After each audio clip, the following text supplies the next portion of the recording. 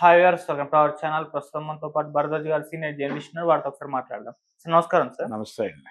Sir, తిరుపతిలో తొక్కిసలాట జరగడం, 6 చనిపోవడం, కొంతమంది హెల్త్ ఇష్యూ అంటే గాయాలతో ఉన్నారు సార్. ఇప్పుడు ఇదంతా కూడా దేశవ్యాప్తంగా చర్చనీయాంశంగా మారిపోయింది. ఇక్కడ ప్రభుత్వ వైఫల్యం కనిపిస్తుందని చెప్పేసి వైసీపీ వాళ్ళు విమర్శలు చేస్తున్నారు. అసలు ఏం జరిగింది అక్కడ? తొక్కిసలాట ఏ విధంగా జరిగింది? ఎవరి వైఫల్యం ఉంది? మీరేం చెప్తారు సార్? అంటే టెక్నికల్‌గా ఒక చిన్న ప్రాబ్లమ్ జరిగింది అనేది ఆయన చెప్తున్నాడు. తహసీల్దార్ జయరామయ్య స్టేట్మెంట్ ఏంటంటే కంప్లెయింట్ ఇచ్చింది ఆయనే మొదట. పోలీస్ స్టేషన్‌లో కంప్లెయింట్ ఆయన పేరుతోనే నమోదైంది. ఆయన చెప్తోంది ఏంటంటే ఈ బైరాగి పట్టెడ దగ్గర జరిగింది ఇన్సిడెంట్. ఓకే. ఇక్కడ యాక్చువల్‌గా ఈ సర్వదర్శనం అనేది గురువారం నుంచి మొదలవుతుంది. ఈ మొదలయ్యే వైకుంఠ ద్వార దర్శనం ఇది చాలా ప్రతి ఒక్కరికి అందులో పాల్గొనాలి, ఆ వైకుంఠ ద్వార దర్శనం చూడాలి అనేటువంటిది ఒక నమ్మకం. అది చూడటం ద్వారా ఏదో కొంత మేలు జరుగుతుంది, పుణ్యం వస్తుంది, ఇలాంటివేవో ఉంటాయి కదా! ఆ ప్రకారం టీటీడీ దాదాపుగా 90 కౌంటర్లు పెట్టారు అనేది చెప్తున్నారు గానీ, నిజానికి ప్రతి ప్రాంతంలోనూ ఉన్నటువంటి టీటీడీ కళ్యాణ మండపాలు ఉన్నాయి చాలా చోట్ల. ఆ టీటీడీ కళ్యాణ మండపాల్లో కూడా ఈ టోకెన్లు విక్రయ కార్యక్రమం నడిచింది. అంటే తిరుమల దాకా వెళ్లకుండానే టికెట్లు కొనుగోలు చేయవచ్చు. విజయవాడ ఉంది, విజయవాడలో ఒక టీటీడీ కళ్యాణ మండపం ఉంది, అక్కడ టీటీడీ ఆఫీస్ ఉంది, హైదరాబాద్లో ఉంది. ఇలా చాలా ఊళ్ళల్లో టీటీడీ కౌంటర్స్ ఉన్నాయి. ఈ కౌంటర్స్ నుంచి కూడా తీసుకుని ప్రశాంతంగా వెళ్ళొచ్చు. కానీ దీనికి విపరీతమైన రష్ ఏర్పడింది అక్కడ. ఏర్పడినప్పుడు ఈ ఆల్రెడీ క్యూ లైన్లో ఉన్నటువంటి ఒక అమ్మాయి కాదు, ఒక ఏజ్డ్ మహిళ, ఒక వృద్ధ మహిళకి ఆవిడకి శ్వాస అందని పరిస్థితి ఉండటంతో ఆవిడ్ని బయటకు తీసుకురావడం కోసం ఒక డోర్ ఓపెన్ చేశారు. ఆ డోరు తమ కోసమే ఓపెన్ చేశారని బయట ఉన్నటువంటి భక్తులు అనుకుని లోపలికి ప్రవేశించారు. ఈవిడ్ని బయటకు తీసుకెళ్తున్నామనే స్పృహలో ఉండి ఈ గేటు దగ్గర భద్రత ఏర్పాట్లు జరగలేదు సరిగా. జరగకపోవడంతో ఆ భక్తుల వాళ్ళు ఒక్కసారి ఇలా సునామీ లాగా వచ్చేసరికి దాన్ని తట్టుకునే మెకానిజం లేకుండా పోయింది అక్కడ. ఎప్పుడైతే వాళ్ళు ఎంటర్ అయ్యారో ఆటోమేటిక్గా తొక్కిసలాట జరిగిపోయింది అక్కడ. దానిలో జరిగినటువంటి ప్రమాదమే ఈ 6 మరణం. ఇక్కడ ఎవరి తప్పు ఉంది అనేది కాదు. ఒకటి, జనాలు ఏ రేంజ్లో ఉన్నారు అనే దాన్ని బట్టి అనుక్షణం అక్కడ ఒక కాపలా వ్యవస్థ ఉండాలి.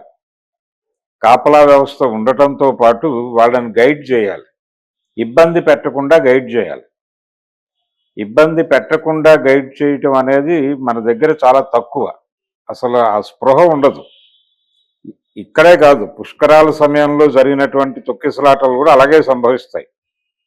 చంద్రబాబు నాయుడు గారు గతంలో ముఖ్యమంత్రిగా ఉన్న రోజుల్లో గోదావరి పుష్కరాల సందర్భంగా జరిగిన తొక్కిసలాటలో చాలా మంది కన్నుమూయటం మనకు తెలుసు.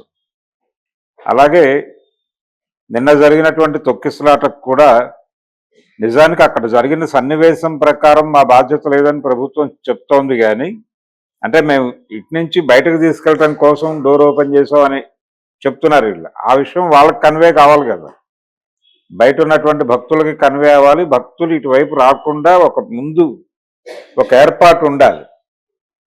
ప్రతి చోట కూడా ఎవరైనా క్యూ లైన్లో ఇబ్బందుల్లో ఉంటే ముతక చాలా మంది వెడతారు దైవ దర్శనం కోసం. వెళ్ళినప్పుడు ఏదైనా జరగచ్చు. అక్కడ క్యూ లైన్లో చాలా సుదీర్ఘమైన క్యూ లైన్స్ ఉంటాయి. ఈ క్యూ లైన్లో ఎప్పుడు ఎవరికి ఏ ఇబ్బంది వచ్చినా ఇమ్మీడియట్గా రెస్క్యూ టీం వాళ్ళని అటెండ్ అయ్యి వాళ్ళని బయటకు తీసుకురావడానికి ఒక వెసులుబాటు ఉండేలాగా అక్కడ వ్యవస్థ ఉండాలి. క్యూ లైన్లకి ఎప్పటికప్పుడు యాక్సెస్ ఉండాలి.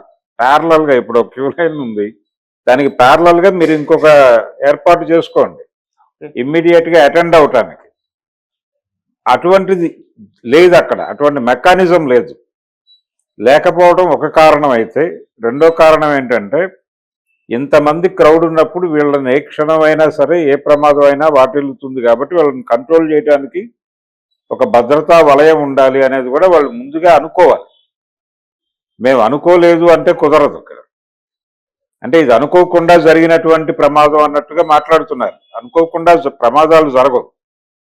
ప్రమాదం జరుగుతుందని మీరు అనుకోవాలి. ఎందుకంటే అక్కడ పబ్లిక్ ఉన్నారు, విపరీతమైన రష్ ఉంది. ఆ రష్ ఉన్నప్పుడు మీరు ముందుగా వాళ్ళని కంట్రోల్లోకి తీసుకుని అప్పుడు మీరు డోర్ ఓపెన్ చేసి ఆవిడని తీసుకెళ్ళి ఈ డోర్ క్లోజ్ చేసి మళ్ళీ అక్కడ డోర్ క్లోజ్ చేస్తారా తీస్తారా అనే దాంతో సంబంధం లేదు. అక్కడ అంతమంది జనాలు ఉన్నప్పుడు ఏం జరగడానికైనా అవకాశం ఉంటుందని మీరు అనుకోవాలి. అనుకుని వాళ్ళని కట్టడి చేయడానికి ఒక వ్యవస్థను పెట్టాలి. ఇప్పుడు గతంలో సినిమా హాళ్ళ దగ్గర క్యూ లైన్లో కొట్టుకునేటప్పుడు పోలీసులు ఉండేవాళ్ళు. అక్కడ వెళ్ళి పోలీసులను పిలుచుకొచ్చి అక్కడ నుంచోబెట్టేవాళ్ళు. లేకపోతే థియేటర్ స్టాఫే నిలబడేది. నిలబడి కంట్రోల్ చేసేవాళ్ళు కొద్ది మేరకు. అది కూడా కొద్ది మేరకే. ఇంత కంట్రోల్ ఉన్నప్పుడు కూడా తొక్కిసలాటలు జరిగి చనిపోయేవాళ్ళు. ఎక్కువ మంది భక్తులు కానీ లేకపోతే ఎక్కువ మంది ప్రేక్షకులు కానీ ఎక్కడైనా గుమిగూడితే అనివార్యంగా తొక్కిసలాటలు జరుగుతాయి. మనం సినిమా హాళ్ళ గేట్ల దగ్గర అలా పట్టుకుని ఊగుతూ ఉండేవాళ్ళు. ఏ క్షణంలో ఆ గేట్లు పగిలిపోతాయో అనే పరిస్థితి. కొన్నిసార్లు పగిలిపోయేవి కూడా.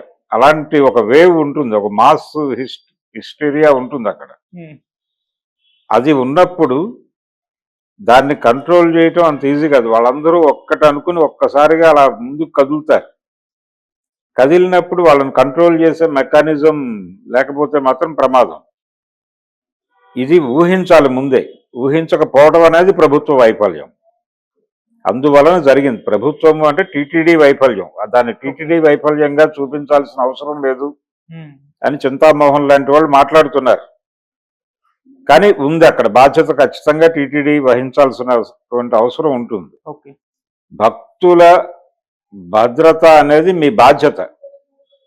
భక్తులు భద్రంగా దైవ దర్శనం చేసుకుని తిరిగి వాళ్ళు సురక్షితంగా వారి వారి ప్రాంతాలకు వెళ్ళేంత వరకు టీటీడీదే బాధ్యత. అంటే అక్కడి నుంచి కిందకి వెళ్ళి వాళ్ళు బస్సులు ఎక్కేసి వెళ్ళిపోయే వరకు, ఆ కొండ దిగి వెళ్ళే వరకు మీదే బాధ్యత. అందుకని ఇది చేయవలసింది ఏంటంటే వీళ్ళు ఊహించాలి ముందే. క్రౌడ్ అర్థమవుతుంది కదా, కళ్ళతో చూస్తున్నారుగా అందరూ. ఇంత క్రౌడ్ ఉంది, దీనికి మనం ఒక భద్రత కల్పించాలి వీళ్ళకి అని వాళ్ళని కంపార్ట్మెంట్లుగా చేర్చాలి. చాలా చోట్ల కౌంటర్లోనే ఈ కౌంటర్ దగ్గర ఎక్కువ మంది జనం ఉన్నారు, క్రౌడ్. ఈ క్రౌడ్ని మేము కంట్రోల్ చేయలేకపోయాం అనేది తప్పుడు మాట. అది కరెక్ట్ కాదు ఎవరు చెప్పినప్పటికీ. మేము ఇందుకు తలుపు తెరిచామని జయరామయ్య లాంటి వాడు చెప్పినా కరెక్ట్ కాదు. మీ ఉద్దేశం మంచిదే కావచ్చు, కానీ మాస్ మూమెంట్ ఎలా ఉంటుందనేది ప్రిడిక్టబుల్ కాదు. వాళ్ళందరూ ఈ విషయాన్ని అర్థం చేసుకుంటారు అనుకోవడం భ్రమ. వాళ్ళ బ్రెయిన్లో ఒక ఆతృత ఉంటుంది. ఎప్పుడు తలుపులు తెరిస్తే అప్పుడు లోపలికి వెళ్ళిపోయి ముందుగా టికెట్ తీసుకున్న వాడికే, ముందుగా టోకెన్ తీసుకున్న వాడికే అదృష్టం దొరుకుతుంది. ఈ వైకుంఠ ద్వార దర్శనం జరిగితే మన జీవితాల్లో ఏవేవో మిరకల్స్ జరుగుతాయి, ఇలాంటి ఏవో రకరకాల అభిప్రాయాలు ఉంటాయి. ఈ అభిప్రాయాలు డ్రైవ్ చేస్తూ ఉంటాయి వీళ్ళని నిరంతరం దైవం వైపు. వాళ్ళ మూడ్ వేరేగా ఉంటుంది. ఇప్పుడు సినిమా థియేటర్కి వచ్చినప్పుడు వాళ్ళు ఇంకేమీ ఆలోచించరు, సినిమా మీదే ఫోకస్ ఉంటుంది. సినిమా ఈ షో చూస్తున్నామా లేదా అన్నదే క్రైటీరియా. అలాగే ఇక్కడ కూడా ఆ వైకుంఠ ద్వార దర్శనం వ్యవహారంలో మనం పాల్గొంటున్నామా లేదా, పాల్గొనటం కోసం ఏం చేయడానికైనా సిద్ధమైపోతారు ఆ టైంలో. ఇది మాస్ మూమెంట్కి ఉండేటువంటి ఒక మాస్ సైకాలజీ. దాన్ని నువ్వు అర్థం చేసుకొని వ్యవహరించాలి. వ్యవహరించకపోవడం ఖచ్చితంగా తన బాధ్యతగా టీటీడీ బహిరంగంగా అంగీకరించాలి. అంగీకరించి బహిరంగ క్షమాపణ చెప్పాలి. ఆ 6 ఎవరైతే చనిపోయారో వాళ్ళ కుటుంబాల బాధ్యత టీటీడీ స్వీకరించాల్సి ఉంటుంది. అలాగే ఇతర అంశాలకు సంబంధించి, భద్రతాపరమైనటువంటి అంశాలకు సంబంధించి ఇప్పటికైనా సరే, ఈ అనుభవం నుంచి అయినా సరే, మీరు చెప్తోంది ఏంటి, క్యూ లైన్లో ఒకళ్ళకి ఇబ్బంది కలిగితే వాళ్ళని బయటకు తీసుకురావడానికి మేము తిప్పలు పడ్డామని. ఎందుకు తిప్పలు పడాలి? తిప్పలు పడకుండా మీరు ఆల్టర్నేటివ్ ఏర్పాటు చేసుకోండి. ప్రతి చోట మీరు అటెండ్ అయ్యేలాగా ప్రతి క్యూ లైన్కి ప్యారలల్గా ఒకటి వదిలేయండి. దాని తర్వాతది పెట్టండి, దాని తర్వాత వదిలిపెట్టండి, దాని తర్వాతది పెట్టుకోండి. ఆల్టర్నేటివ్గా పెట్టుకొని ఒకటి ఫ్రీగా యాక్సెస్ ఉండేటట్టు మీరు క్రియేట్ చేసుకోండి. దానిలోకి కేవలం సిబ్బంది మాత్రమే వెళ్ళేటట్టు. ఇప్పుడు బలానా చోట ఇబ్బంది ఉందనగానే వాళ్ళు ఏదో ఒక ఇది నొక్కుతారు, ఒక మీటర్ నొక్కుతారు, అది మోగుతుంది. మోగిన తక్షణం ప్రతి క్యూ లైన్కి ప్రతి 10 గజాలకి ఒక అటెండర్ని ఎవరినన్నా పెడితే వాళ్ళు వెంటనే ఇది ఖాళీగా ఉన్నటువంటి దానిలో నుంచి వెళ్ళి అక్కడ అటెండ్ అవుతారు ముందు. ఓకే. వాళ్ళకి ఏం కావాలో చూస్తారు. సాధ్యం కాకపోతే వాళ్ళని ఇందులో నుంచి బయటకు తీసుకెళ్ళిపోతారు. ఇలాంటి ఆల్టర్నేటివ్ ప్రత్యామ్నాయ ఏర్పాట్లు ఉండాలి కదా. అంత పెద్ద వ్యవస్థ, అన్ని డబ్బులు వస్తున్నాయి, అక్కడ అన్ని రకాల సౌకర్యాలు కల్పిస్తున్నామని చెప్తున్నారు. క్యూ లైన్లోకి యాక్సెస్ ఎలా కల్పించుకోవాలి మనం అనేది ఆలోచించాలిగా. ఇంతకాలం ఇన్ని సంవత్సరాల నుంచి నడుస్తోంది అక్కడ. ఎప్పటికప్పుడు ఆ క్యూ లైన్లో ఉన్న వాళ్ళు నానా కష్టాలు పడి వెళ్ళిపోవటం తప్ప, అటు వెళ్తే ముందుకెళ్తే దేవుడి దయ వల్ల బతికి బయటపడ్డామని అనుకోవడం తప్ప, మీరు భక్తులు హాయిగా దర్శనం చేసుకుని వెళ్ళటానికి తగినటువంటి వెసులుబాటు డిజైన్ చేయటం అనేది మీ అవసరం. ఇది భక్తుల ఉన్మాదం వలన జరిగింది అనే మాట ఒకటి వినిపిస్తోంది. అది కూడా కరెక్ట్ కాదు. భక్తులు అలాగే ఉంటారు. భక్తులు అలా ఉంటారని మీకు తెలియాలి ముందు. భక్త్యావేశము అనేది ఒక ప్రత్యేకమైనటువంటి పరిస్థితి. ఆ స్థితిలో ఉంటారు వాళ్ళు. ఆ స్థితిలో ఉన్నవాళ్లే భక్తులు అవుతారు. సంయమనంతో ఆలోచించేవాడు ఈ రోజు ఎట్టి పరిస్థితుల్లోనూ వైకుంఠ ద్వార దర్శనం చేసుకోవాలని అనుకోడు కదా. అనుకోవడం వల్ల అలా అనుకునేలాగా డిజైన్ చేసింది మీరే కదా. ప్రపంచానికి ఇది ఆ రోజు చాలా ఆస్పీషియస్ డే అని, ఈ రోజున గనక దర్శనం చేసుకుంటే అది జీవితంలో ఏదో జరిగిపోతుందని, ఇది చాలా పవిత్రమైనటువంటి వ్యవహారం అని మీరే కదా ఇంజెక్ట్ చేసింది రకరకాల మాధ్యమాల ద్వారా. దాంతో అది నిజమని నమ్మి వచ్చారు వాళ్ళు. వచ్చిన వాళ్ళని అలా చేస్తే అలాగే మీరు భద్రంగా చూసుకోవాలి కదా. అందుకని ఖచ్చితంగా టీటీడీ ఒక బహిరంగ క్షమాపణ చెప్పాలి, బహిరంగంగా ఒక శ్వేతపత్రం విడుదల చేయాలి, నిర్మోహమాటంగా కన్ఫెస్ అవ్వాల్సిన అవసరం ఉంది. జరిగిన లోపంలో అంటే ఈ లోపం జరగటం వెనకాల తమ పాత్ర ఖచ్చితంగా ఉందని అంగీకరించాలి. ఎవరి మీదో నెట్టడం కాదు. గత ప్రభుత్వాలు ఉన్నాయా, చేశాయా? మీ ప్రభుత్వం కూడా చేసింది గతంలో, అంతకు ముందు చేసింది. తెలుగుదేశం లీడ్ చేస్తోంది ఇప్పుడు కూటమి. ఇదే కూటమి ప్రభుత్వం 2014లో కూడా ఉంది. ఎప్పుడైనా ఆల్టర్నేటివ్ ప్లాన్స్ ఆలోచించారా? చాలా ఊళ్ళల్లో మనకి ఆల్టర్నేటివ్ మెకానిజం ఆలోచన ఉండదు. ఒక ప్రధాన రహదారి ఉంటుంది. ప్రతి ప్రధాన రహదారికి 2-3 ప్యారలల్ రూట్స్ ఉండాలి. ఉన్నప్పుడు ఏంటంటే ఇక్కడ ప్రెజర్ ఎక్కువ అయినప్పుడు అటు డైవర్షన్ అయిపోవడానికి ఈజీగా ఉంటుంది. అటువంటి ప్లానింగ్ లేదు మన సిటీస్లోనే లేదు ఆ ప్లానింగ్.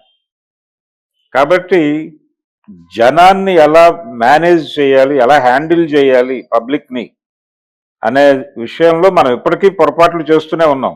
ఆ పొరపాట్ల ఫలితమే ఈ తొక్కిసలాట్లు. అది తిరుమల గుడి కావచ్చు, సంజయ్ థియేటర్ ఇన్సిడెంట్ కావచ్చు.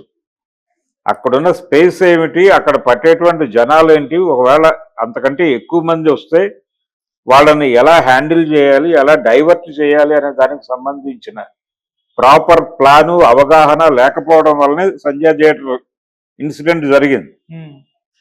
ఇక్కడ కూడా అదే జరిగింది. ఇక్కడ కూడా వచ్చిన జనాలని ఎలా హ్యాండిల్ చేయాలి అనేది ముందస్తు ప్లాన్ లేకపోవడం వలన వాళ్ళు వచ్చిన తర్వాతనే ఇమ్మీడియట్గా మీరు ఏర్పాటు చేసుకోవాలి, కోఆర్డినేట్ చేసుకోవాలి. పోలీసులతో వాళ్ళతో కోఆర్డినేట్ చేసుకుని మీరు రంగంలోకి దిగి మీరు అసలు అక్కడ ఉద్యోగాలు చేస్తోందే భక్తుల కోసం, భగవంతుడి కోసం మాత్రమే కాదు, భక్తుల భద్రత కూడా మీ బాధ్యత. తిరుమలలో అడుగుపెట్టిన ప్రతి భక్తుడి బాధ్యత టీటీడీదే.